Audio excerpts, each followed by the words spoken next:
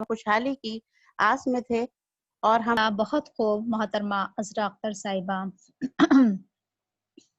ہوئے پہلو آمنہ سے ہویدا، ہوئے پہلو آمنہ سے ہویدا، دعائے خلیل اور نوید مسیحا۔ یہ تھی محترمہ عذرا اختر صاحبہ۔ اب ہم آگے بڑھتے ہیں۔ نیکسٹ ٹاپک ہے ہمارا واقعہ معراج، جسے پیش کریں گی صبیحہ، طالبہ المصباح قرآن سینٹر۔ آئیے صبیحہ، مائک پر تشریف لائیں۔ نحمده ونصلی علی رسولہ الکریم، اما بعد فاعوذ باللہ من الشیطان الرجیم، بسم اللہ الرحمن الرحیم، رب اشرح لی صدری ویسر لی امری واحلل عقدۃ من لسانی یفقہوا قولی۔ میرا عنوان ہے واقعہ معراج۔ بنی اسرائیل کی سورہ بنی اسرائیل کی یہ آیت ہے، سبحان الذی اسری بعبدہ لیلا المسجد الحرام الی المسجد الاقصی۔ پاک ہے وہ ذات جو رات میں اپنے بندے کو مسجد حرام سے اور مسجد اقصی تک لے گئی۔ سب سے پہلے تو ہمیں اس بات پر یقین رکھنا ہے کہ آپ صلی اللہ علیہ وسلم نے معراج کا سفر جسمانی طور پر کیا، کیونکہ کچھ لوگوں کا کہنا تھا کہ آپ صلی اللہ علیہ وسلم نے روحانی سفر کیا۔ یہ بات غلط ہے، آپ صلی اللہ علیہ وسلم نے جسمانی سفر کیا تھا کیونکہ اس آیت سے یہ بات پتہ چل رہی ہے کہ آپ صلی اللہ علیہ وسلم کو وہ ذات لے کر چلی جو پاک ہے، اور اللہ تعالیٰ ہر عیب سے پاک ہے، اور وہ جو چاہتا ہے کرتا ہے۔ واقعہ اس طرح شروع ہوتا ہے کہ ایک رات آپ صلی اللہ علیہ وسلم سوئے ہوئے تھے یا لیٹے ہوئے تھے، اور جبرائیل علیہ السلام تشریف لائے اور آپ صلی اللہ علیہ وسلم کا سینہ مبارک چاک کیا، اور آب زمزم سے دل مبارک کو اور باقی اعضاء کو دھویا گیا، اور سینہ مبارک کو ایمان اور حکمت سے بھر دیا گیا، کیونکہ آپ صلی اللہ علیہ وسلم خدا کی بہت بڑی بڑی نشانیاں دیکھنے جانے والے تھے۔ جبرائیل علیہ السلام اپنے ساتھ ایک جانور لے کر آئے تھے جس کا نام تھا براق۔ آپ صلی اللہ علیہ وسلم کو اس پر سوار کیا گیا اور مسجد حرام سے مسجد اقصی تک پہنچا دیا گیا۔ وہاں جا کر براق کو باندھا گیا جہاں باقی انبیاء اپنی سواریاں باندھتے تھے۔ پھر وہاں تمام انبیاء تشریف لائے اور آپ صلی اللہ علیہ وسلم نے ان کی امامت کی، اسی لیے آپ صلی اللہ علیہ وسلم کو امام الانبیاء کا لقب دیا گیا۔ یہاں پر پہلا سفر ختم ہوا جو مسجد حرام سے مسجد اقصی تک تھا۔ اس کے بعد جبرائیل علیہ السلام آپ کو لے کر چلے اور آسمانی سفر شروع ہوا۔ جب آپ دونوں پہلے آسمان پر پہنچے تو جبرائیل علیہ السلام نے دروازے پر دستک دی، کیونکہ ہر آسمان کے دروازے ہیں۔ اندر سے آواز آتی ہے، کون؟ جبرائیل علیہ السلام نے کہا کہ جبرائیل۔ پھر آواز آئی کہ آپ کے ساتھ کون ہے؟ فرمایا کہ محمد صلی اللہ علیہ وسلم۔ اس سے یہ بات پتہ چلتی ہے کہ فرشتوں کو غیب کا علم نہیں ہے۔ پھر آپ دونوں اندر گئے اور وہاں ایک بزرگ ہستی کو دیکھا، تو آپ صلی اللہ علیہ وسلم نے جبرائیل سے پوچھا کہ یہ کون ہے؟ فرمایا کہ یہ حضرت آدم علیہ السلام ہے۔ آپ صلی اللہ علیہ وسلم نے انہیں سلام کیا، آدم علیہ السلام نے ان کا استقبال کیا۔ پھر آپ دوسرے آسمان کی طرف چل پڑے، وہاں یحییٰ اور حضرت عیسیٰ علیہ السلام سے ملاقات ہوئی۔ تیسرے آسمان پر ایک بڑے ہی خوبصورت انسان سے ملے۔ آپ صلی اللہ علیہ وسلم نے پوچھا جبرائیل سے کہ یہ کون ہے؟ انہوں نے فرمایا کہ یہ حضرت یوسف علیہ السلام ہے۔ وہاں ان سے ملاقات ہوئی۔ پھر چوتھے آسمان کی طرف روانہ ہوئے، وہاں حضرت ادریس علیہ السلام سے ملے، اور پانچویں آسمان پر حضرت ہارون علیہ السلام سے ملے۔ پھر چھٹے آسمان پر حضرت موسیٰ سے ملے جو نماز میں مشغول تھے۔ آپ صلی اللہ علیہ وسلم نے پوچھا جبرائیل یہ کون ہے؟ فرمایا یہ موسیٰ ہے۔ انہوں نے دعا سلام کی، اور موسیٰ علیہ السلام نے پوچھا کہ محمد صلی اللہ علیہ وسلم آپ کو اللہ تعالیٰ نے کس لیے بلایا ہے؟ آپ صلی اللہ علیہ وسلم نے فرمایا مجھے نہیں پتا۔ تو انہوں نے کہا کہ واپسی میں آ کر ضرور بتانا۔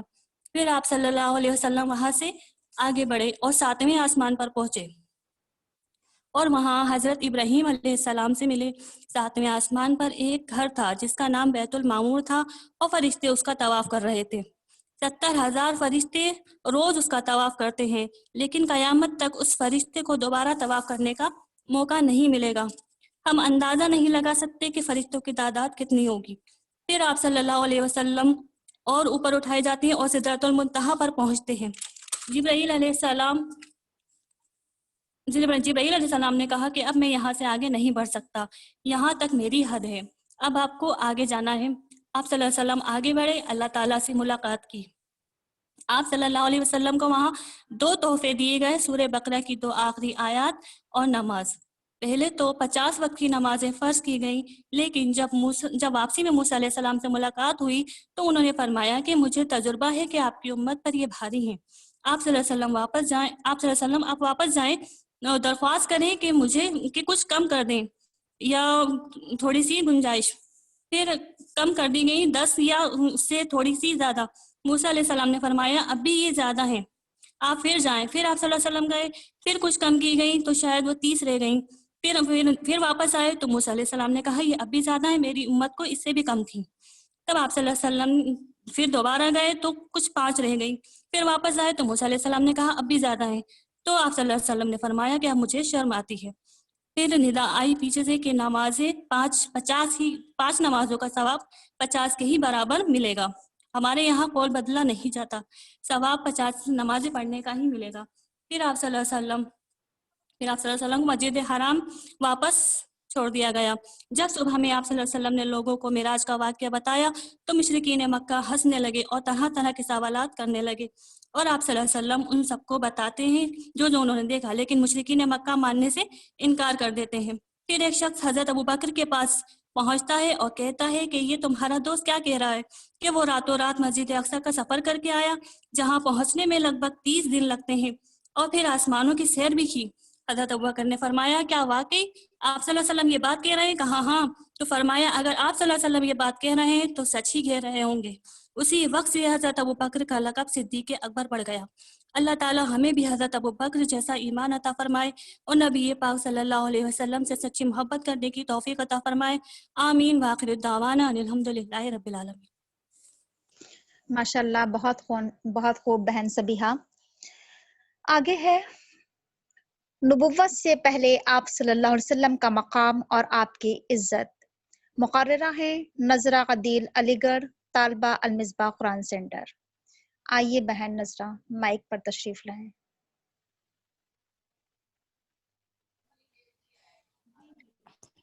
نحمده ونصلي على رسوله الكريم أما بعد فأعوذ بالله من الشیطان الرجیم بسم اللہ الرحمن الرحیم۔ عزیز سامعات، مہمانان خصوصی، السلام علیکم ورحمۃ اللہ وبرکاتہ۔ جس موضوع پر مجھے روشنی ڈالنی ہے وہ ہے قبل نبوت حضور صلی اللہ علیہ وسلم کا مقام اور آپ کی عزت۔ عزیز سامعات، جب تک انسان اپنی اس فطرت سلیمہ پر قائم رہتا ہے جس پر اللہ نے اس کو پیدا کیا اور اس کے مطابق اپنے فرائض اور واجبات اور اپنے کام انجام دیتا رہتا ہے تو رب العزت اور اہل دنیا کے نزدیک اس کا مقام اور مرتبہ برقرار رہتا ہے۔ لیکن جہاں وہ اس فطرت سے کھلواڑ کرنا شروع کرتا ہے تو اپنی ساکھ، اپنی عزت، عظمت کو ذلت و مسکنت اور رسوائی اور اسفل السافلین کی پستیوں میں گرا دیتا ہے۔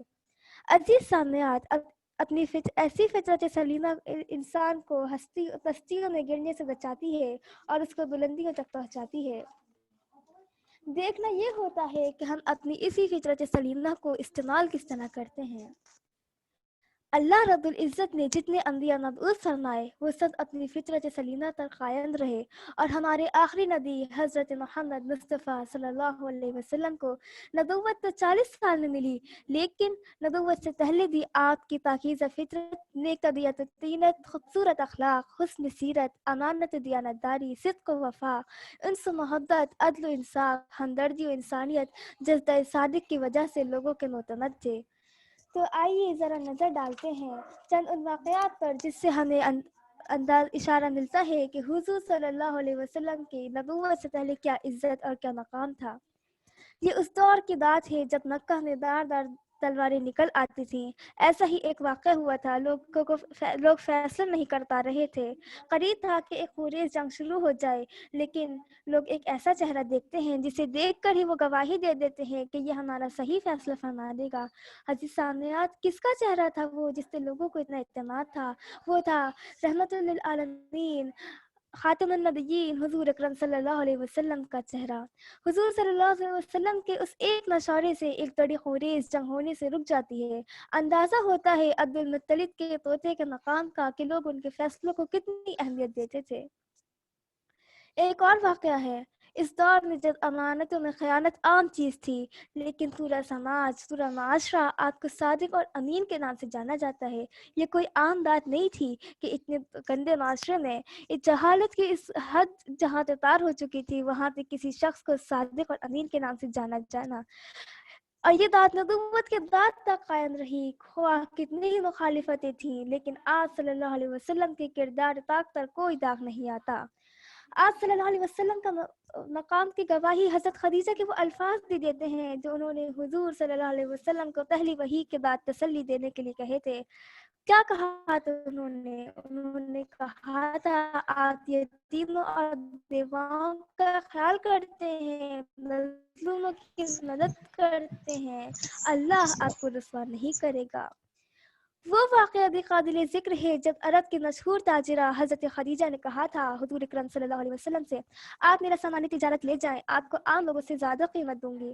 اندازہ ہوتا ہے کہ لوگ آپ کی کتنی عزت کرتے تھے، کتنا بھروسہ تھا ان کو حضور صلی اللہ علیہ وسلم کے اوپر۔ آج صلی اللہ علیہ وسلم کا بلند مقام ہی تھا کہ جب انہوں نے 2 بار فحش محفلوں میں جانے کا ارادہ کیا، اللہ نے انہیں دونوں بار جانے سے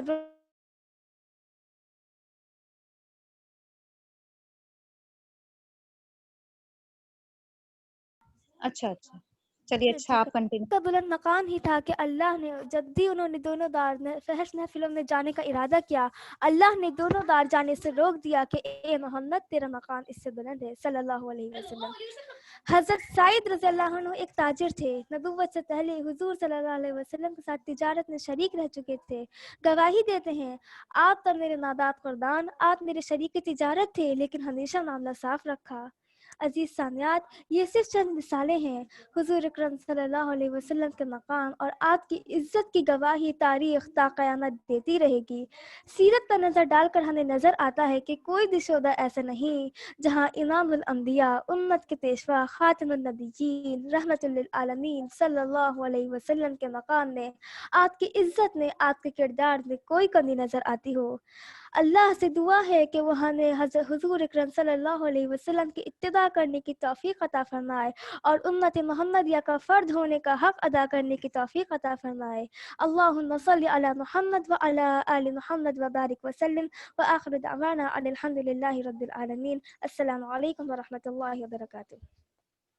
ماشاء اللہ بہن نظرہ دین، بس ایک آئینہ ہے اخلاق و کردار محمد کا، بس ایک آئینہ ہے اخلاق و کردار محمد کا، اگر بگڑی ہوئی صورت تجھے پھر سے بنانی ہے۔ یہ تھی بہن نظرہ۔ نیکسٹ ٹاپک ہے ہمارا پہلی وحی، جسے پیش کریں گی فائزہ ذکی مراد آباد، طالبہ المصباح قرآن سینٹر۔ بسم اللہ وبہ نستعین، اللہم افتح علینا حکمتک۔ حاضرین اکرام، محترم خواتین اور میرے راہ ساتھیوں، السلام علیکم ورحمۃ اللہ وبرکاتہ۔ سامعین اکرام، آج میں پیارے نبی صلی اللہ علیہ وسلم کی زندگی کے ایک پہلو پر مختصر روشنی ڈالوں گی، اور وہ ہے پیارے نبی صلی اللہ علیہ وسلم پر پہلی وحی کا نازل ہونا۔ ایک دن پیارے نبی غار ہرا میں عبادت میں مشغول تھے کہ بالکل اچانک غار میں آپ کے پاس ایک فرشتہ ظاہر ہوا۔ یہ حضرت جبرائیل علیہ السلام تھے جو ہمیشہ خدا کا پیغام اس کے بندوں تک پہنچاتے رہے ہیں۔ فرشتے نے جب کہا کہ پڑھیے، آپ نے فرمایا میں پڑھنا لکھنا نہیں چاہتا۔ فرشتے نے کہا آپ کو پکڑا اور نہایت گرمجوشی کے ساتھ آپ سے زوردار مقابلہ کیا، پھر چھوڑ کر کہا کہ پڑھیے۔ آپ نے پھر فرمایا میں پڑھنا لکھنا نہیں جانتا۔ فرشتے نے تیسری مرتبہ آپ کو بہت زور کے ساتھ سینے سے چپکایا، چھوڑا اور کہا اقرأ باسم ربک الذی خلق، خلق الانسان من علق، اقرأ وربک الاکرم الذی علم بالقلم، علم الانسان ما لم یعلم۔ سامعات، یہی سب سے پہلی وحی تھی جو آپ پر نازل ہوئی۔ ان آیاتوں کو یاد کر کے آپ اپنے گھر تشریف لائے۔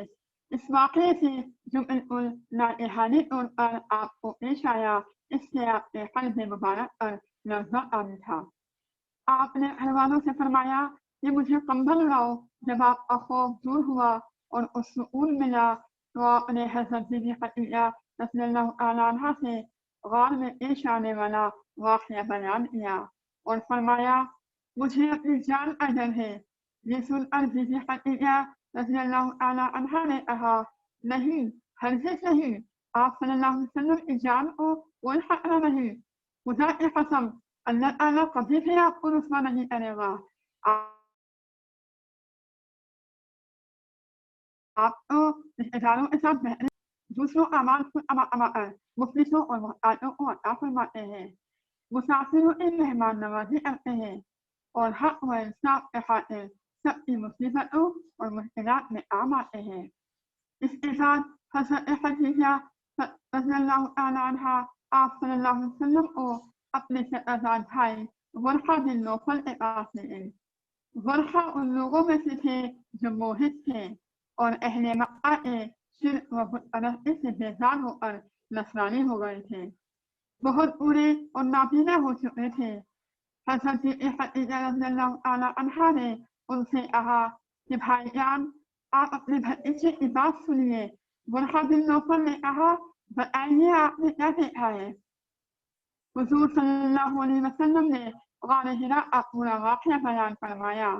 ये सुनकर वर्क़ा बिन नौफल ने कहा ये तो वही फरिश्ता है जिसको अल्लाह ताला ने मूसा अलैहिस्सलाम के पास भेजा था। फिर वर्क़ा बिन नौफल कहने लगे काश मैं आप सल्लल्लाहु अलैहि वसल्लम के ऐलान नबुव्वत के ज़माने में तंदुरुस्त होता। काश मैं उस वक्त जिंदा होता जब आपकी कौम आपको मक्का से बाहर निकालेगी। ये सुनकर हुज़ूर सल्लल्लाहु अलैहि वसल्लम ने फरमाया क्या मक्का वाले मुझे मक्का से निकाल देंगे? तो वर्क़ा ने कहा जी हाँ, जो शख्स भी आप सल्लल्लाहु अलैहि वसल्लम की तरह नबुव्वत लेकर आया इसके साथ दुश्मनी पर कमर बस्ता हो गए। आप सल्लल्लाहु अलैहि वसल्लम को खुदा ताला ने दावत इस्लाम के मनसब पर मामूल फरमाया और आप खुदा के हुक्म के मुताबिक दावत हक और तबलीग इस्लाम के लिए कमर बस्ता रहे। अल्लाह ताला हम सबको हकीकत को सुनकर उस पर अमल पैरा होने की तौफीक अता फरमाए। सामियात इकराम, अब मैं आखिरी बात ये अर्ज़ करूँगी कि मोहम्मद सल्लल्लाहु अलैहि वसल्लम की सीरत, शख्सियत, अखलाक का यही वजूद है जिससे आज हम लोगों को अपने इराद जलाना चाहिए। हम में से कोई भी आपके मुकाम बुलंद तक पहुँचने का ख्वाब भी नहीं दे सकता, लेकिन क्योंकि हम मुसलमानों का मोहसिन आप सल्लल्लाहु अलैहि वसल्लम है, इसलिए इस नूर से हम जितना भी अपने अखलाक को, अपने दिल और अपनी जिंदगी को रोशन कर ले, जितना भी हम हुजूर के करीब आ सके, हमारा रब हमसे मोहब्बत करेगा, हमारी कमजोरी को दूर फरमाएगा, हमारी गलतियाँ माफ करेगा, हमको दुनिया और आखिरत में कामयाबी से सरफराज फरमाएगा। अल्लाह ताला हम सबको उसवाए हुस्ना पर चलने की तौफीक अता फरमाए। वाखिर दावाना अल्हम्दुलिल्लाहि रब्बिल आलमीन।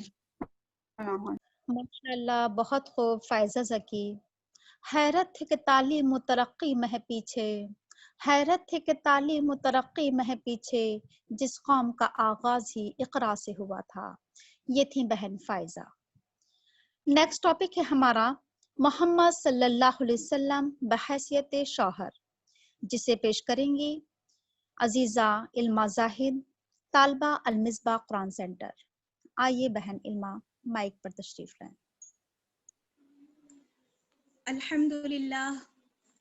अल्हम्दुलिल्लाहि रब्बिल आलमीन वस्सलातु वस्सलाम अला सय्यिदिल मुरसलीन व अला आलिहि व अस्हाबिहि अजमाइन। प्यारी माओ और मेरी बहनों, अस्सलामु अलैकुम व रहमतुल्लाहि व बरकातुहू।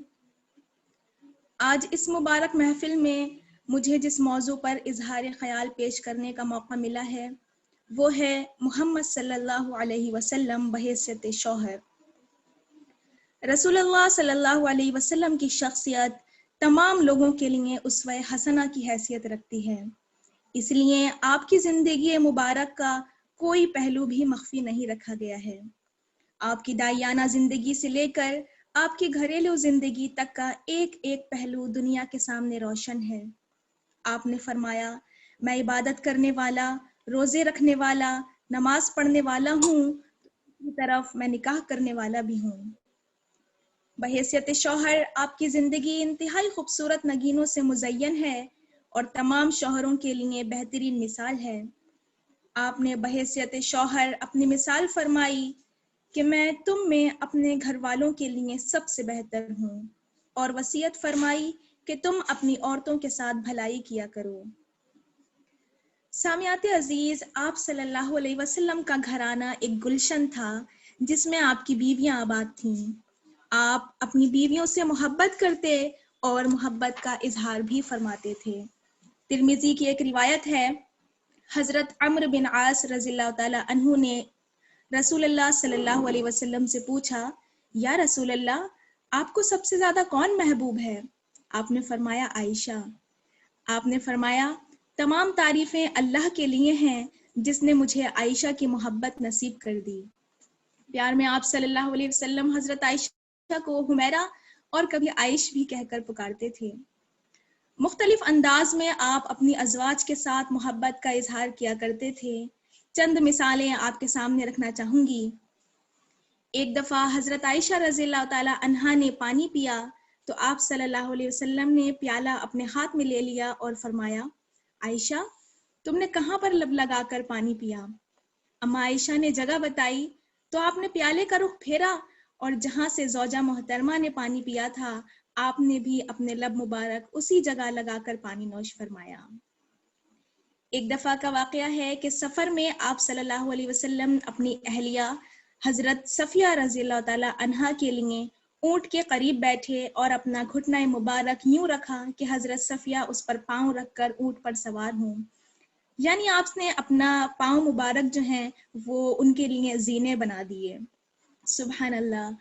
आप अपनी अज़वाज के साथ दोस्ताना और मुशफ़िक़ाना अंदाज से पेश आते थे। आप उनकी पसंद नापसंद का भी ख्याल रखते और उनकी दिलजोई भी किया करते थे। एक दफ़ा आप सल्लल्लाहु अलैहि वसल्लम और हज़रत आयशा के दरमियान दौड़ का मुकाबला हुआ। हज़रत आयशा दुबली पतली थी, इसलिए वो आगे निकल गईं और आप सल्लल्लाहु अलैहि वसल्लम पीछे रह गए। फिर कुछ ज़माने के बाद यही मुकाबला दोबारा हुआ। इस बार आप सल्लल्लाहु अलैहि वसल्लम आगे निकल गए और फरमाया, आयशा, ये उस दिन का बदला हो गया। इंसाफ का ये आलम था कि जब कभी आप सफ़र का इरादा करते तो बीवियों के दरमियान कुरा डालते और जिसका नाम निकल आता उसे साथ ले जाते। इसी तरह आप सल्लल्लाहु अलैहि वसल्लम हर बीवी के साथ बारी बारी रात गुजारते। आपके अदल व इंसाफ की वजह से कभी आपकी किसी बीवी को आपसे कोई शिकायत नहीं हुई। वफा का ये आलम था कि हज़रत खदीजा रज़ियल्लाहु ताला अन्हा की मौजूदगी में आपने कोई दूसरा निकाह न किया और उनकी वफात के बाद भी हमेशा उनको याद रखा। आप उनसे मशवरा भी करते और उनके मशवरों पर अमल भी किया करते थे। हज़रत खदीजा रज़ियल्लाहु ताला अन्हा की वफात के बाद आपने हमेशा उनकी सहेलियों के साथ हुस्ने सलूक किया। सामियाते अजीज, अज़वाज मुतहरात से आपकी मोहब्बत महज कौली दावों पर मुनहसर नहीं थी, बल्कि अमली तौर पर आपने मोहब्बत का इजहार किया। घर में दाखिल होते तो मुस्कुराते हुए दाखिल होते, घर के काम काज में बीवियों का हाथ बटा देते, अपने काम खुद कर लिया करते और कभी किसी से कोई गलती हो जाती तो तनकीद की बजाय तारीफ करते और उनकी इस्लाह फरमाते।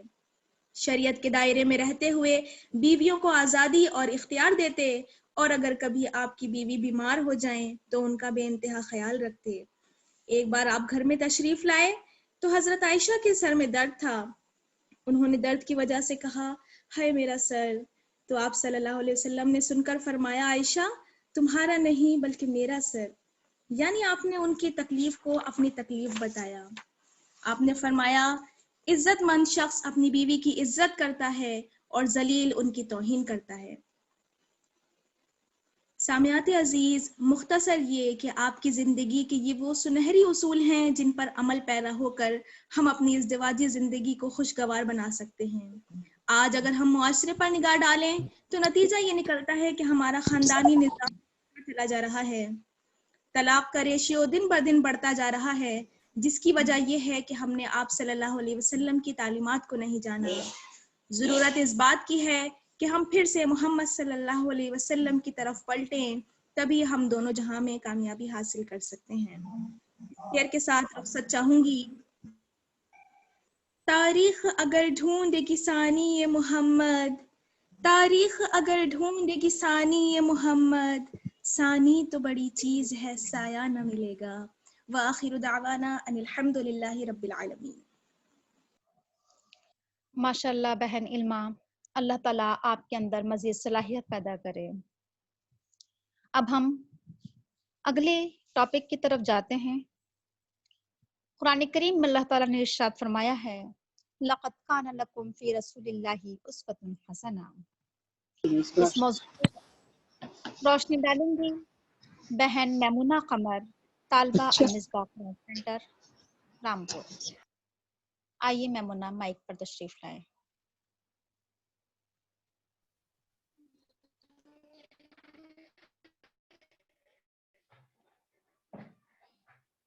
رب اشرح لي صدري ويسر لي أمري واحلل عقدة من لساني يفقهوا قولي فأعوذ بالله من الشيطان الرجيم بسم الله الرحمن الرحيم إن الحمد لله نحمده ونستعينه ونستغفره ونعوذ بالله من شرور أنفسنا وسيئات أعمالنا من يهده الله فلا مضل له ومن يضلل فلا هادي له وأشهد أن لا إله إلا الله وحده لا شريك له وأشهد أن محمدا عبده ورسوله أما بعد۔ محترم سامعات، السلام علیکم ورحمۃ اللہ وبرکاتہ۔ آج اس پررونق محفل میں میرا موضوع ہے لقد کان لکم فی رسول اللہ اسوۃ حسنۃ لمن کان یرجو اللہ والیوم الآخر وذکر اللہ کثیرا۔ ترجمہ: بلا شبہ یقیناً تمہارے لیے اللہ کے رسول میں بہترین نمونہ ہے اس کے لیے جو اللہ اور یوم آخرت کی امید رکھتا ہو اور اللہ کا ذکر کرے کثرت سے۔ آج کی اس پررونق میں محترم سامعات، یہ حقیقت تاریخ کے عراق میں بالکل واضح ہے۔ مکہ کی آب و گیا زمین پر رسول کی آمد سے قبل انسانیت اور عورتیں اپنی عزت و ناموس کی متلاشی تھی۔ بیواؤں کا کوئی پرسانی حال نہ تھا۔ امیر و غریب، چھوٹا بڑا، مرد و عورت کو ایک آفاقی شخصیت کی تلاش تھی۔ ایسی تاریخ اور پرفتن اندور میں امام الانبیاء حضرت محمد مصطفیٰ صلی اللہ علیہ وسلم کی بعثت ہوئی۔ رسول کی بعثت کے احسان کرنے والی نے اپنے کلام پاک میں اس طرح بیان فرمایا ہے لقد من اللہ رسولا من انفسهم يتلو عليهم آیاته ويزكيهم ويعلمهم الكتاب والحکمہ وَإِن كَانُوا مِن قَبْلُ لَفِي ضَلَالٍ مُبِينٍ۔ ترجمہ: بے شک مسلمانوں پر اللہ تعالیٰ کا بڑا احسان ہے کہ انہی میں سے ایک رسول ان میں بھیجا جو انہیں اس کی آیتیں پڑھ کر سناتا ہے اور انہیں پاک کرتا ہے اور انہیں کتاب اور حکمت سکھاتا ہے۔ یقیناً یہ سب اس سے پہلے گمراہی میں تھے۔ عزیز سامعات، آپ جس شہر میں تشریف لائے وہ سب شہروں میں افضل، آپ جو کتاب لے کر آئے وہ تمام کتابوں میں افضل، آپ جس خاندان میں پیدا ہوئے وہ تمام خاندانوں میں افضل، اور آپ صلی اللہ علیہ وسلم نے اخلاقی و معاشرتی جو نظام بنایا وہ تمام نظاموں میں افضل ہے۔ آپ صلی اللہ علیہ وسلم کی ذاتی زندگی ہو یا خاندانی زندگی، انفرادی زندگی ہو یا اجتماعی زندگی، اخلاقی زندگی ہو یا معاشرتی زندگی، حسن و جمال اور اخلاق سے مزین ہے۔ عزیز سامعات، آپ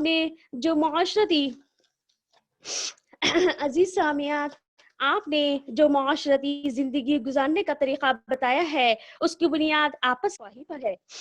اسلامی اور مذہبی معاشرے کا مطلب یہ ہے کہ آپس میں مل جل کر رہے، عدل و انصاف کرے۔ چنانچہ ارشاد نبی صلی اللہ علیہ وسلم ہے سچا اور پکا مسلمان وہ ہے جس کسی کی زبان اور ہاتھ سے دوسرا مسلمان محفوظ ہو۔ حضرات مجلس، اللہ کے رسول کا اسوہ تھا، اپنے رب کی عبادت، عورتوں کی عزت، صلہ رحمی کا درس، بڑوں کی عزت، چھوٹوں سے الفت، یتیموں سے دست شفقت، مریض کی عیادت، غریبوں کی نصرت، مظلوموں کی دادرسی، غلاموں اور ماتحتوں سے نرمی، مزدوروں سے ہمدردی، بے سہاروں کی امداد رسی، نوجوانوں کی ہمت افزائی۔ حضرات، سماج کا کوئی حصہ گوشہ نہیں جو رسول کے فیض سے محروم ہو۔ ایک شعر سماعت فرمائیں۔ زندگیاں بیت گئیں اور قلم ٹوٹ گئے، زندگیاں بیت گئیں اور قلم ٹوٹ گئے، تیرے اوصاف کا ایک باب بھی پورا نہ ہوا۔ حضرات، رسول کے اسوہ حسنہ پر غور تو کیجئے۔ آپ نے کبھی کسی کے لیے بددعا نہیں کی، اینٹ کا جواب پتھر سے نہیں دیا، راستے میں کانٹے بچھانے والوں کو پھولوں کا تحفہ دیا۔ آج ہم اپنا جائزہ لیں تو ہم دیکھتے ہیں کہ ہم کہاں تک ہیں. ہم کہتے ہیں کہ ہم رسول کے ماننے والے ہیں، لیکن ہم اپنا جائزہ لیتے ہیں لیکن ہم اس کے برعکس ہیں.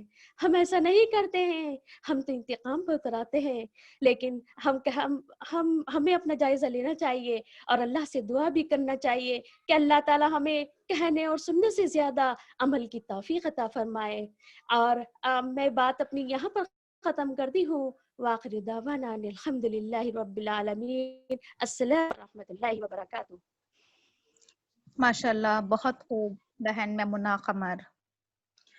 اب ہم ایک بہت ہی اہم ٹاپک اتباع رسول، اس پر اظہار خیال کریں گی محترمہ رضیہ شاہین صاحبہ، طالبہ المصباح قرآن سینٹر. آئیے رضیہ باجی. رب اشرح لي صدري ويسر لي أمري واحلل عقدة من لساني يفقهوا قولي نحمده ونصلي على رسوله الكريم أما بعد فأعوذ بالله من الشيطان الرجيم بسم الله الرحمن الرحيم قل إن كنتم تحبون الله فاتبعوني يحببكم الله ويغفر لكم ذنوبكم والله غفور رحيم قل أطيعوا الله والرسول فإن تولوا فإن الله لا يحب الكافرين. ترجمہ: اے نبی، ان سے کہہ دیجئے کہ اگر تم اللہ تعالیٰ سے محبت کرتے ہو تو میری اتباع کرو. اللہ تعالیٰ تم سے محبت کرے گا اور تمہاری خطاؤں کو درگزر فرمائے گا. وہ بڑا معاف کرنے والا، رحم کرنے والا ہے. ان سے کہو اللہ اور رسول کی اطاعت قبول کرو. تو پھر اگر وہ تمہاری دعوت قبول نہ کریں تو یہ ممکن نہیں ہے کہ اللہ تعالیٰ ایسے لوگوں سے محبت کرے جو اللہ اور اس کے رسول کی اطاعت سے انکار کریں. معزز سامعات، السلام علیکم ورحمۃ اللہ وبرکاتہ. آج میری تقریر کا عنوان اتباع رسول صلی اللہ علیہ وسلم. پیاری بہنوں، اطاعت رسول سے مراد اللہ تعالیٰ کے حکم کی اس طرح تعمیل کرنا جیسے آپ صلی اللہ علیہ وسلم بتاتے تھے. مثلا اللہ تعالیٰ کا حکم ہے کہ نماز قائم کرو، تو دیکھا یہ جائے گا کہ آپ صلی اللہ علیہ وسلم نے اس حکم کو کیسے انجام دیا. اور پھر آپ صلی اللہ علیہ وسلم کا ارشاد ہے کہ تم اس طرح نماز پڑھو جس طرح تم مجھے نماز پڑھتے ہوئے دیکھتے ہو. بس اسی پر تمام احکام الہی کو قیاس کر لیں. سورہ نساء میں اللہ من یطیع الرسول فقد اطاع اللہ، جس نے رسول کی اطاعت کی اس نے دراصل اللہ تعالیٰ کی اطاعت کی، کیونکہ رسول صلی اللہ علیہ وسلم کی اطاعت اللہ تعالیٰ کے ہی حکم کی تعمیل ہے. آپ صلی اللہ علیہ وسلم نے ارشاد فرمایا کہ میری امت کے سارے لوگ جنت میں جائیں گے سوائے ان کے جو انکار کریں. پوچھا گیا کہ انکار کرنے والوں میں سے کون ہیں؟ فرمایا کہ جس نے میری اطاعت کی وہ جنت میں جائے گا اور جس نے میری نافرمانی کی تو بے شک اس نے میرا انکار کیا. عزیز سامعات، اطاعت رسول اور خود مختاری دونوں ایک جگہ جمع نہیں ہو سکتے. اتباع رسول سے مراد یہ ہے کہ زندگی کے مختلف کام ہم اسی طرح سے کریں، اسی طرح سے انجام دیں کہ جیسے کہ اللہ کے حبیب صلی اللہ علیہ وسلم کی سنت اور طریقہ ہے. ہمارا سونا، جاگنا، اٹھنا، بیٹھنا، کھانا، پینا، چلنا پھرنا، بیت الخلا جانا، گھر سے نکلنا، مسجد میں داخل ہونا، بات چیت کرنا، ملنا، قطع تعلق کرنا، ہمارا لین دین، مختلف مواقع پر مسنون دعاؤں کا اہتمام کرنا، ہماری عبادات، ہمارے معاملات، تبلیغ کرنا. غرض یہ کہ ہمارا پورا اخلاق و کردار اور رویہ زندگی کو سنت کے سانچے میں ڈھالنا، یہ اتباع رسول ہے. عزیز سامعات، اپنی صورت اور سیرت کو آپ صلی اللہ علیہ وسلم کے مطابق بنانے کی کوشش کرنا. اللہ کے رسول صلی اللہ علیہ وسلم نے ارشاد فرمایا کہ جس نے میری سنت سے محبت کی اس نے مجھ سے محبت کی اور جس نے مجھ سے محبت کی وہ میرے ساتھ جنت میں ہوگا. تو اب اگر کوئی اللہ کے رسول صلی اللہ علیہ وسلم کی اتباع سے انکار کرتا ہے تو اس کا دعویٰ ایمان بھی جھوٹا ہے. آپ صلی اللہ علیہ وسلم کی صحابہ کی اطاعت کا یہ عالم تھا کہ چھوٹی سے چھوٹی بات یا ایسے احکامات جو دلوں کو شاق گزرتے تھے فوراً بے چوں چرا اطاعت کیا کرتے تھے. مثلاً تحویل قبلہ، قبلے کی تبدیلی کا حکم، یہ کوئی آسان بات نہ تھی بلکہ بہت بڑی بات تھی. اللہ تبارک و تعالیٰ نے قرآن کریم میں فرمایا وَإِنَّهَا لَكَبِيرَةٌ إِلَّا عَلَى الْخَاشِعِينَ، بے شک یہ بہت بھاری تھی مگر ان پہ نہیں جو اللہ تعالیٰ سے ڈرتے ہیں۔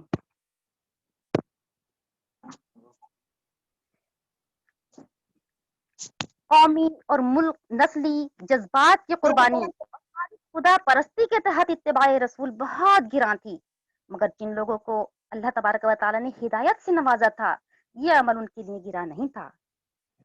صحابہ کرام وہ یہ جانتے تھے کہ نبی صلی اللہ علیہ وسلم اپنی مرضی سے کچھ نہیں کرتے، وہ جو کرتے ہیں اللہ تعالیٰ کا حکم ہوتا ہے، اور اللہ تبارک و تعالیٰ کے ہر حکم میں بے شمار حکمتیں اور مصلحتیں ہوتی ہیں۔ آپ صلی اللہ علیہ وسلم کی سیرت طیبہ میں ہمارے لیے رہنمائی ہے۔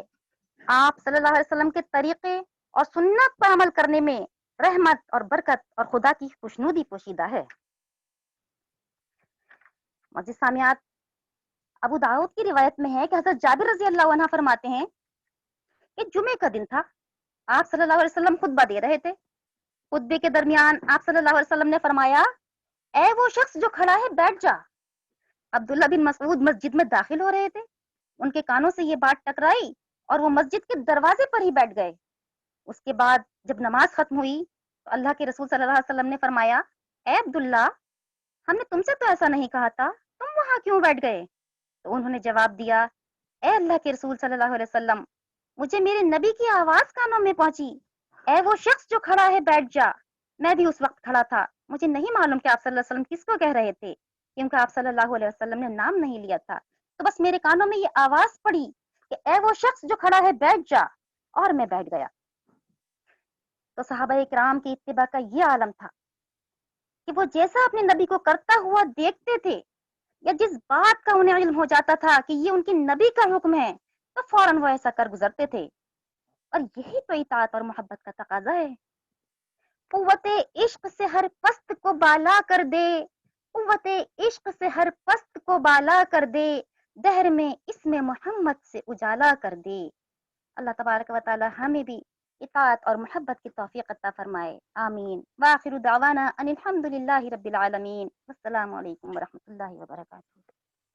ماشاء اللہ، بہت خوب۔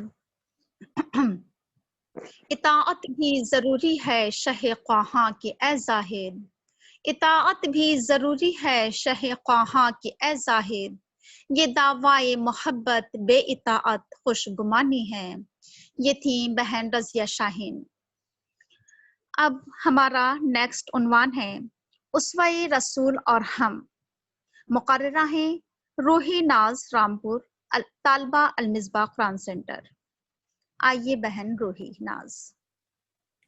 نحمده ونصلي على رسوله الكريم اما بعد اعوذ بالله من الشيطان الرجيم بسم الله الرحمن الرحيم رب اشرح لي صدري ويسر لي امري واحلل عقدة من لساني يفقهوا قولي۔ السلام علیکم ورحمۃ اللہ وبرکاتہ۔ آج میری تقریر کا عنوان ہے اسوہ رسول اور ہم۔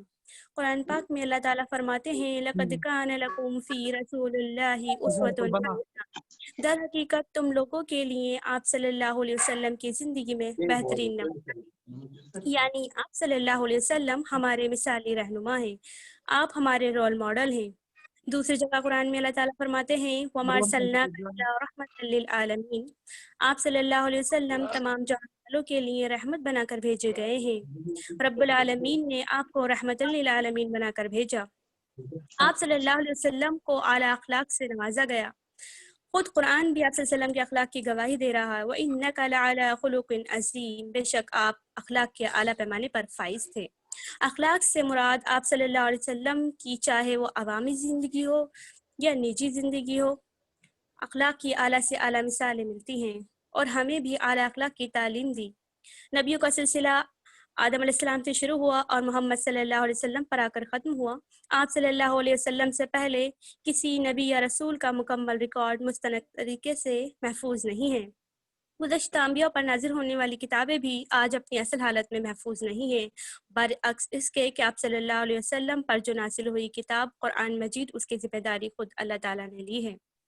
محمد صلی اللہ علیہ وسلم کی زندگی کو دیکھتے ہیں تو روز روشن کی طرح ہر بات آیا ہے کہ آپ کے متعلق تاریخ میں ہر چیز محفوظ ہے. مثلا کس زمانے میں پیدا ہوئے، آپ کی تاریخ پیدائش، آپ کا حسب و نسب کیا تھا، ایام ریاضت میں کس کے پاس رہے، بچپن، لڑکپن، جوانی کیسے گزری، شادی، اولاد، ذریعہ معاش کیا تھا، نبوت کس طرح ملی، دعوت کا آغاز کس طرح ہوا، کون کون ایمان لایا، دعوت کا کام کس طرح کیا، قوم میں سے آپ کے ساتھ کیا کیا سلوک کیا گیا، ہجرت کب اور کس طرح کی، عبادت، اخلاقیات، معاشرت، معیشت، سیاست، مکمل چیز پیدائش سے لے کر وفات تک، نبوت سے پہلے سے لے کر بعد تک ہر چیز روشن روشن کی طرح آیا ہے.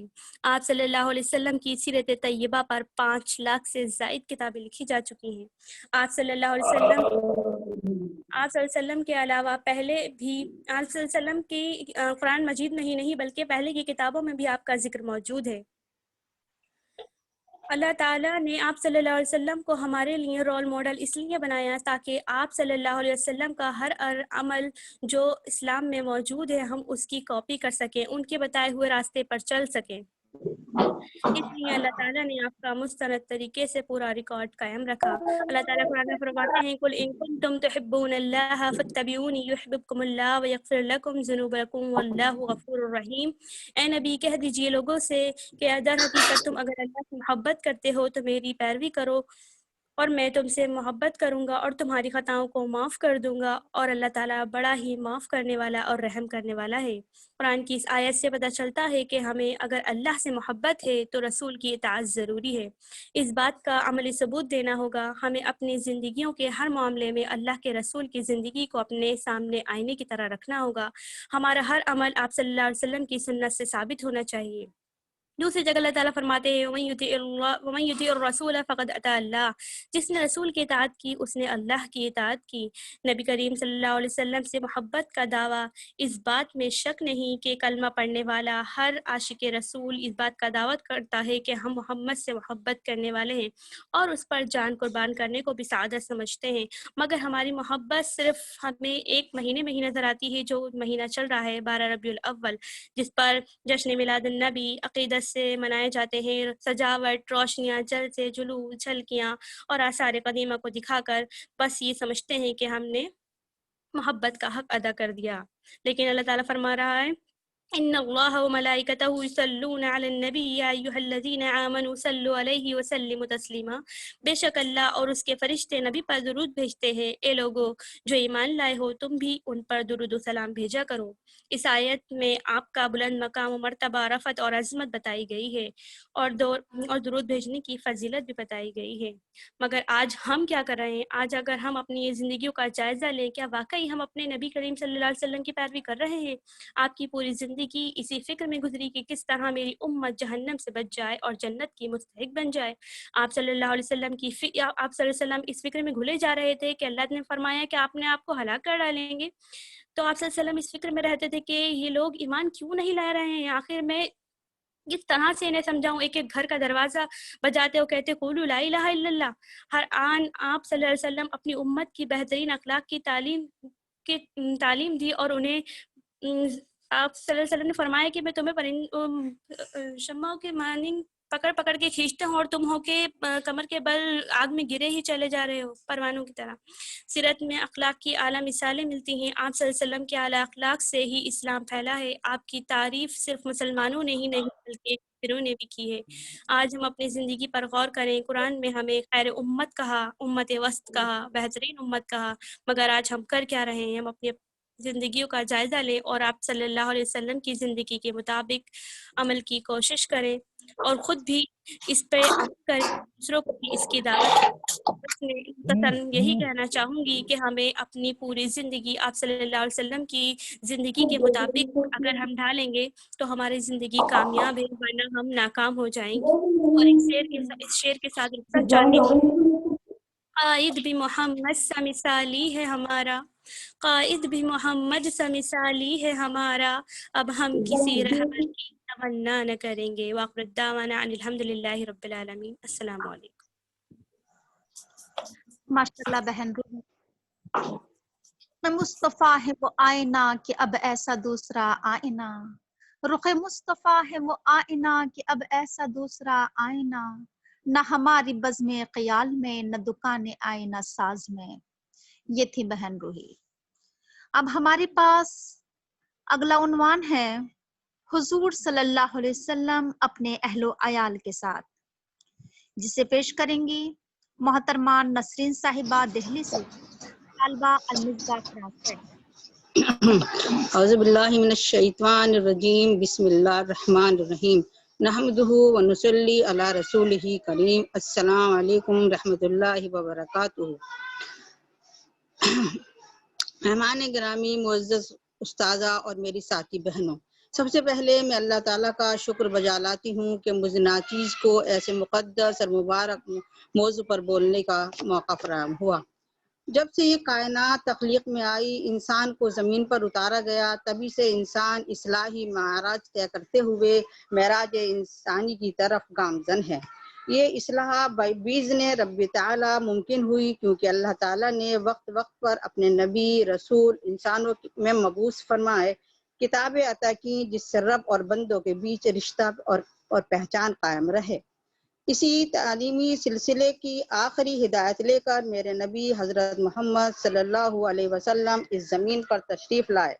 غار ہرا سے ایک نور نکل کر عرب میں چھایا اور پھر ساری دنیا کو روشن کر گیا۔ صلی اللہ علیہ وسلم کے یہ کامیابی ان کے حسن اخلاق میں پائی جاتی ہے۔ جب آپ نے ہم جانتے ہیں کہ رسول اللہ صلی اللہ علیہ وسلم کے حسن اخلاق سے کو دیکھ کر ہی اپنے غلام میسرہ سے سن کر حضرت خدیجہ نے پیغام نکاح بھیجا تھا اور ایک اتنے خوبصورت خاندان کی بنیاد رکھی تھی۔ خیر البشر، محبوب ربانی، حسن اخلاق کا پیکر ہیں۔ زندگی کے ہر شعبے میں ہمیں ان کا یہ اخلاق دکھائی دیتا ہے، خاص کر کے خاندان ہمارے سماج کی ایک سب سے اہم اکائی ہے اور اسی سے پوری سماج اپنے خوبصورتی میں وجود میں آتی ہے۔ آپ صلی اللہ علیہ وسلم کی ماں کی گود سے 7 سال کی معصوم عمر میں ہی محروم ہو گئے تھے، لیکن محبت، عقیدت اور ان کی خدمت کرنے کا چاہت ہمیں آپ کے ان الفاظ میں ملتی ہے۔ آپ نے فرمایا، کاش میں مسجد میں عشاء کی نماز پڑھ رہا ہوتا اور میرے گھر سے میری ماں کی آواز آتی، محمد، تو میں نماز چھوڑ کر ماں کے پاس چلا جاتا۔ کیسی حسرت اور کیسی چاہت ہے۔ اور جب آپ کی چچی کا انتقال ہوا تو ان کو اتارنے سے پہلے خود قبر میں لیٹ گئے اور کہا کہ میری ماں آ رہی ہے، اس کے ساتھ تنگی مت کرنا۔ محبت کا کیا خوبصورت نمونہ ہے۔ سب سے اہم رشتہ انسان کی زندگی میں شوہر اور بیوی کا ہے۔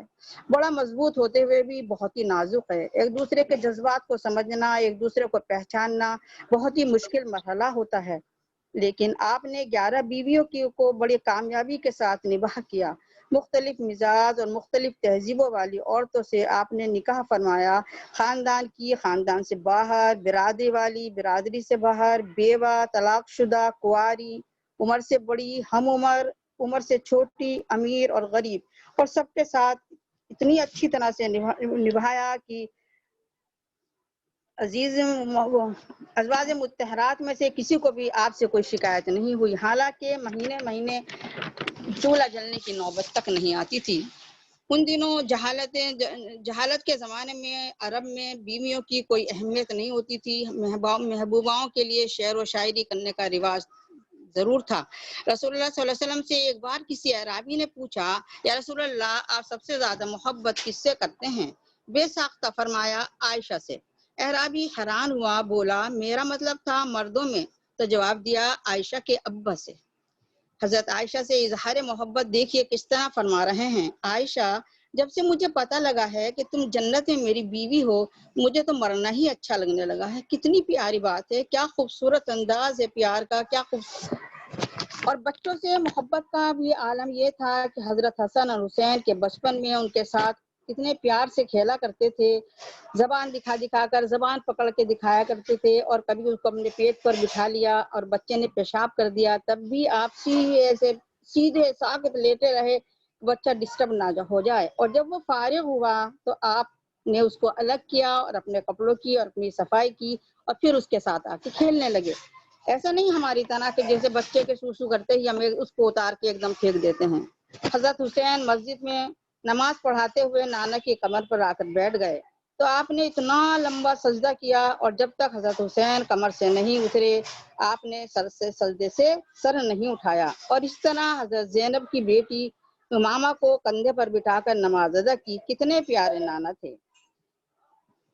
حضرت فاطمہ جب آپ کے گھر ملنے آتی تو آپ کھڑے ہو کر اپنی بیٹی کا استقبال کرتے، بیٹھنے کے لیے چادر بٹھا دیتے۔ بیٹیوں کی اتنی عزت آپ نے سکھائی۔ ایک بار رسول اللہ صلی اللہ علیہ وسلم خاتون جنت فاطمہ رضی اللہ عنہا کے گھر تشریف لے گئے تو آپ کو اداس پایا۔ آپ نے پوچھا فاطمہ کیا ہوا؟ فاطمہ بولی میری آج علی سے لڑائی ہو گئی۔ آپ نے سنا اور گھر سے واپس نکل آئے اور علی کو آپ نے مسجد میں ڈھونڈ لیا، لیٹے ہوئے تھے، کپڑوں پر مٹی لگی تھی۔ کہا اٹھو ابو تراب، ہاتھ پکڑ کر گھر پہ لے گئے، زمین پر اپنے دائیں بائیں دونوں کو لٹا لیا اور پھر حضرت علی کا ہاتھ پکڑ کر اپنے سینے پر رکھا اور پھر فاطمہ کا ہاتھ پکڑ کر حضرت علی کے ہاتھ پر رکھا اور پھر ان دونوں کے ہاتھ پر اپنا ہاتھ رکھا اور فرمایا کہو ہماری صلح ہو گئی۔ دونوں بولے ہماری صلح ہو گئی۔ آپ بہت خوش ہوئے، چہرہ مبارک چمک اٹھا، کیسی ہمدردی اور کیسے شفیق سسر تھے۔ یہ چند جھلکیاں بتاتی ہیں کہ آپ رسول اللہ صلی اللہ علیہ وسلم اپنے خاندان والوں کو کتنا چاہتے تھے اور ان کے ساتھ کتنے مخلص تھے۔ اگر ہم بھی اپنی زندگی کے گلشن کو مہکانا چاہتے ہیں، اپنے گھر کو خوبصورت بنانا چاہتے ہیں، تو ہمیں بھی سیرت رسول کو اپنی حیات میں اتارنا ہوگا، اسے پڑھنا، سمجھنا اور فالو کرنا ہوگا، تبھی ہم ایک بہترین اسلامی معاشرہ وجود میں آ سکتا ہے۔ اللہ ہمیں سنت رسول کو اپنی زندگی میں اتارنے کی توفیق عطا فرمائے اور ہماری زندگیاں خوبصورت بن جائیں۔ بس اب میں ودا چاہتی ہوں، اتنا ہی کہہ کے کیونکہ یہ اتنا بڑا وہ ہے کہ میں اس کا حق ادا نہیں کر پائی اس نے چھوٹے سے ٹائم میں۔ السلام علیکم رحمۃ اللہ وبرکاتہ۔ جزاک اللہ خیر محترمہ نسرین بادی صاحبہ۔ ہم زمانے کو سکھائیں گے تیرا طرز حیات، ہم زمانے کو سکھائیں گے تیرا طرز حیات، تجھ سے اقرار یہ کرتے ہیں رسول عربی۔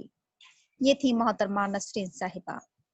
اب ہمارا نیکسٹ ٹاپک ہے محمد صلی اللہ علیہ وسلم بہترین ٹیچر، جسے پیش کریں گی بہن عظیمہ قمر مراد آباد، طالبہ المصباح قرآن سینٹر۔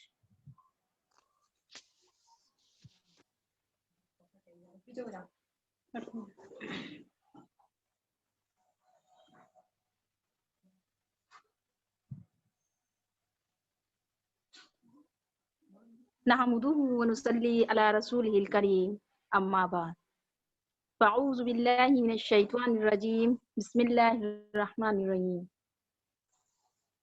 السلام علیکم ورحمۃ اللہ وبرکاتہ۔ شهد الله أنه لا إله إلا هو والملائكة وأولو العلم قائما بالقسط۔ محترم سامعین، آج کی اس محفل میں سیرت رسول کے ایک اہم پہلو پر روشنی ڈالوں گی، جو ہے محمد صلی اللہ علیہ وسلم بحیثیت ایک معلم۔ سامعات اکرام، میں نبی اکرم صلی اللہ علیہ وسلم کی زندگی کی ایک روشن چمکتے ہوئے چراغ کی مانند ہے۔ انسانیت کے لیے زندگی اور گرمی کا سرچشمہ آپ ہی ہیں۔ آپ صلی اللہ علیہ وسلم کی زندگی ایک ناقابل تقسیم وحدت ہے۔ آج میں آپ کو اس نعمت ہدایت میں اپنے ساتھ شریک کرنا چاہتی ہوں، جو میں نے حضور صلی اللہ علیہ وسلم کی قائدانہ اور معلمانہ زندگی پر غور کر کے اپنی جھولی جمع کی ہے۔ کل کی نسبت یہ کہ بہت قلیل ہے، اور جو کچھ بھی میرے پاس ہے اس کا کچھ حصہ ہی اس مختصر وقت میں آپ کے سامنے پیش کر سکوں گی۔ جہاں یہ بات صحیح ہے کہ رسول اللہ صلی اللہ علیہ وسلم زندگی کو مختلف خانوں میں تقسیم کر کے آپ کی حیات طیبہ کے ساتھ انصاف کرنا آسان کام نہیں ہے، اور معلم عقائدوں کی حیثیتوں میں فرق اور امتیاز ناممکن ہے۔ اس لیے آپ اول بھی معلم اور ہادی تھے اور آخر بھی۔ قیادت اسی تعلیم کی خاطر تھی، تعلیم ہی سے آپ کی رسالت کا آغاز ہوا۔ آپ نے زیر تربیت افراد کی زندگی کے ہر ایک شعبے میں علم و عمل سے عمل کو کیسے کرنا ہے بتایا ہے۔ آپ ان کے ہر دکھ میں شریک رہتے ہوئے ہر لمحہ ان کی فلاح و بہبود کے لیے فکر مند رہتے تھے۔ آپ نے لوگوں کو نماز کی تلقین فرمائی تو خود اپنا یہ عالم تھا کہ دوسرے اگر 5 وقت نماز پڑھتے تھے تو آپ 8 وقت نماز ادا کرتے تھے۔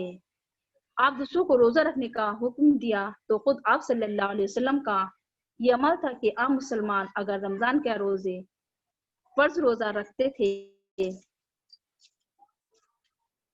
تو آپ کا یہ عالم تھا کہ آپ کا کوئی مہینہ غم سے خالی نہ روزوں سے خالی نہ تھا۔ آپ نے اپنی امت کو زیادت و قناعت کی تعلیم دی تھی تو خود ایک ہی زندگی میں اس کا عملی نمونہ پیش کر کے دکھایا۔ نبی صلی اللہ علیہ وسلم کے سراج منیر نے اس پہلو سے ہمارے لیے کیا روشنی چھوڑی ہے۔ آج کی اس کا موضوع ہے کہ ہم آج اسی توگ و دود میں مصروف رہتے ہیں کہ ایسے قافلہ زندگی کا سالار حضور صلی اللہ علیہ وسلم کو بنائیں اور وہی فریضہ رسالت انجام دینے کی کوشش کریں جیسا کہ حضور صلی اللہ علیہ وسلم نے اپنی ساری زندگی لٹا دی۔ خلاصہ یہ ہے کہ آپ کی وہ مثالی تعلیم و تربیت جس سے دشمنوں تک دل جیتنے اور جس نے ایک وحشی قوم کو تہذیب و شائستگی کی بام عروج تک پہنچایا۔ اس کی سب سے بنیادی خصوصیت یہ ہے کہ وہ تعلیم محض ایک فکر اور وہ فلسفہ نہیں تھی جسے وہ خوبصورت الفاظ کا قول چڑھا کر آپ اپنے پیروں کے سامنے پیش کر دیا، بلکہ وہ ایک متواتر اور ایک فہم علم سے عبارت تھی۔ آپ کی مبارک زندگی مجسم تعلیم تھی۔ چنانچہ احادیث نبوی کا استقراء کر کے دیکھا جائے تو اس میں قولی احادیث کی تعداد کم ہے اور عملی احادیث کی تعداد زیادہ ہے۔ الغرض آپ کی تعلیمات نے روئے زمین پر جو حسین و دلکش انقلاب برپا فرمایا اس میں زبانی تعلیم کا حصہ کم اور عملی تعلیم کا حصہ زیادہ ہے۔ اللہ تعالی ہمیں اس بات کی توفیق عطا فرمائے کہ ہم اس راز کو سمجھ کر نبی صلی اللہ علیہ وسلم کی اسوہ حسنہ کی صحیح معنی میں پیروی کر سکیں۔ آمین یا رب العالمین وما علینا الا البلاغ۔ السلام علیکم ورحمۃ اللہ وبرکاتہ۔ ماشاء اللہ بہن عظیمہ قمر، ثبوت عظمت انسانیت ہیں، ثبوت عظمت انسانیت ہیں محمد مصطفیٰ انسان کامل۔ ہمارا وقت بھی اب پورا ہونے جا رہا ہے اور اس لیے میں اب آخری تقریر کے لیے آواز دے رہی ہوں بہن مستجاب کو، جن کی تقریر کا عنوان ہے ہمارے نبی صلی اللہ علیہ وسلم کی تواضع و انکساری۔ آئیے بہن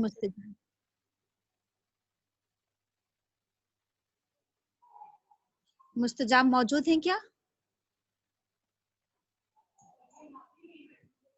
اگر مستجاب موجود نہیں ہے تو ہماری اگلی مقررہ ہیں محترمہ شاہین باجی صاحبہ، جن کا عنوان ہے اللہ کے رسول صلی اللہ علیہ وسلم رحمت للعالمین۔ شاہین باجی موجود ہے؟ اچھا، تو پھر ہماری اگلی مقررہ ہیں بہن صادقہ مراد آباد سے، طالبہ المصباح قرآن سینٹر۔ عنوان ہے ان کا اللہ کے رسول صلی اللہ علیہ وسلم کا پڑوسیوں کے ساتھ سلوک۔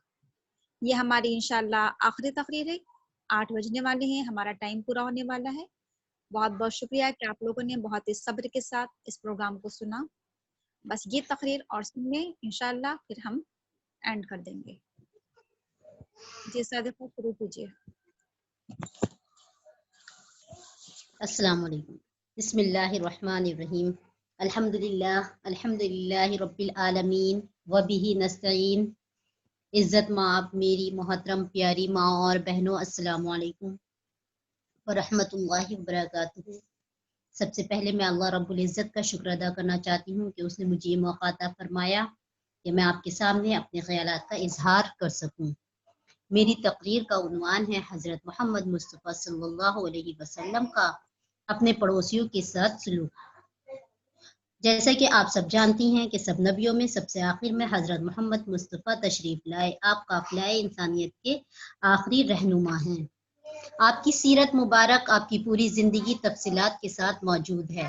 اس سے ظاہر ہوتا ہے کہ آپ ایک اچھے پڑوسی بھی تھے۔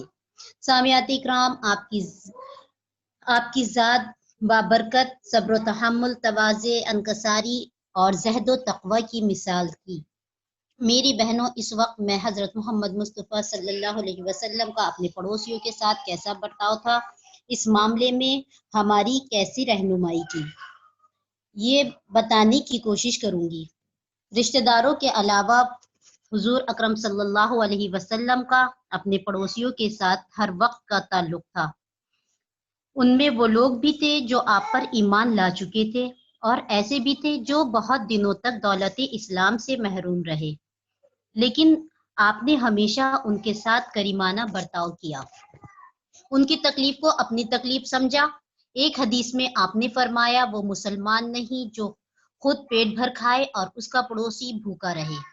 چنانچہ آپ سالن میں پانی زائد کر لیا کرتے تاکہ پڑوسیوں کا بھی بھلا ہو جائے، اور اپنے گھر کوئی اچھی چیز بنتی تو پڑوسیوں کا بھی خیال رکھتے۔ ایک اور جگہ حضور صلی اللہ علیہ وسلم نے 3 مرتبہ یہی بات کہی، واللہ لا یؤمن، واللہ لا یؤمن، اللہ کی قسم وہ مومن نہیں۔ لوگوں نے عرض کیا، یا رسول اللہ، کون ہے وہ بد نصیب جس کے بارے میں آپ نے ایک بار نہیں بلکہ 3 بار قسم کھا کر یہ کہا؟ رسول اللہ صلی اللہ علیہ وسلم نے ارشاد فرمایا، اللہ کی قسم وہ مومن نہیں جس کی تکلیفوں سے اس کا پڑوسی محفوظ نہیں۔ قرآن تو بڑی تاکید کرتا ہے، سورہ مائدہ میں آیت نمبر 36 میں ذکر آیا ہے کہ رشتہ دار پڑوسی کے ساتھ اچھا سلوک کرو، اجنبی پڑوسی کے ساتھ اچھا سلوک کرو، اور پہلو میں رہنے والے ساتھی کے ساتھ اچھا سلوک کرو، پڑوسی کے ساتھ اچھا سلوک کرو، چاہے وہ چند منٹوں کا ہو یا چند گھنٹوں کا قرار، لیکن وہ پڑوسی ہی قرار پائے گا۔ اللہ کے رسول صلی اللہ علیہ وسلم نے یہ بھی فرمایا، جو اللہ اور آخرت پر یقین رکھتا ہے اسے چاہیے کہ وہ اپنے پڑوسیوں کے ساتھ حسن سلوک کرے۔ گویا آخرت پر ایمان ہوگا تو پڑوسیوں کے ساتھ اچھا سلوک کرے گا، اور یہ حقوق العباد کا بھی معاملہ ہے۔ اور حضور صلی اللہ علیہ وسلم نے ارشاد فرمایا کہ جبریل علیہ السلام اتنی مرتبہ میرے پاس آئے کہ مجھے اندیشہ ہونے لگا کہ کہیں وہ پڑوسیوں کو وراثت میں حصہ ہی نہ دے دیا جائے۔ اللہ اکبر، یہ اتنا قریبی رشتہ ہے جو ہمارے نبی نے ہمیں بتایا، اور کہاں ہم اور کہاں ہمارے طرز عمل۔ غور فرمائیے، اللہ ہمیں عمل کی توفیق عطا فرمائے۔ وما علینا الا البلاغ۔ ماشاء اللہ بہن صادقہ، بہت خوب۔ الحمدللہ ہمارا آج کا یہ دوسرے دن کا پروگرام بھی بحسن و خوبی اپنے انجام کو پہنچا۔ اللہ کا جتنا شکر ادا کیا جائے وہ کم ہے کہ اس نے ہمیں مقررہ وقت میں ایک بہت ہی کامیاب پروگرام کرنے کا موقع عطا فرمایا۔ میں اللہ کا بہت بہت شکر ادا کرتی ہوں، اور آپ تمام لوگوں کا بھی شکریہ ادا کرتی ہوں کہ آپ نے اپنا بہت ہی قیمتی وقت سیرت رسول پاک کے لیے نکالا۔ یقیناً یہ اللہ کے رسول صلی اللہ علیہ وسلم سے آپ کی محبت کا ایک انداز ہے۔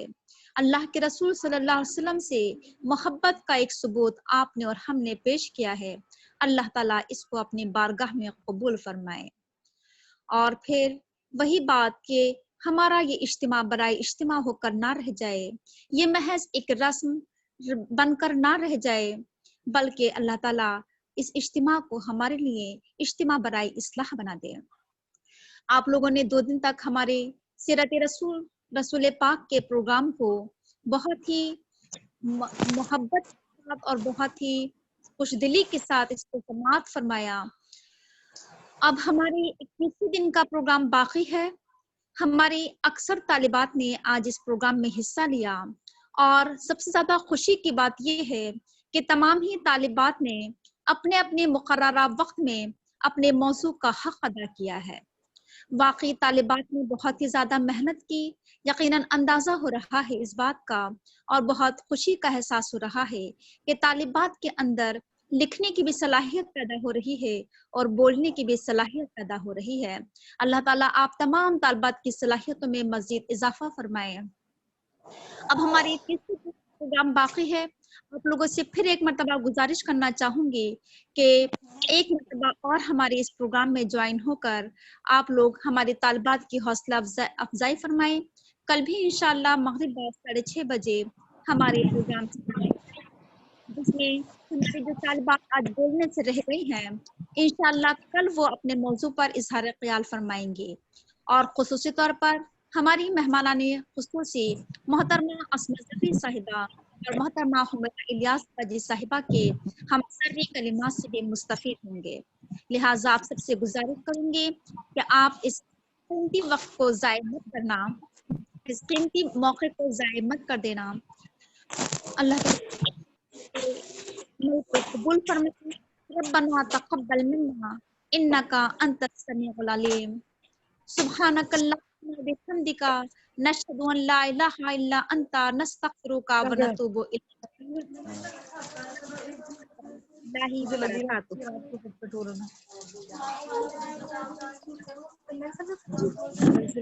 تو لگ ہی رہا تھا کل ہوگا آج پورا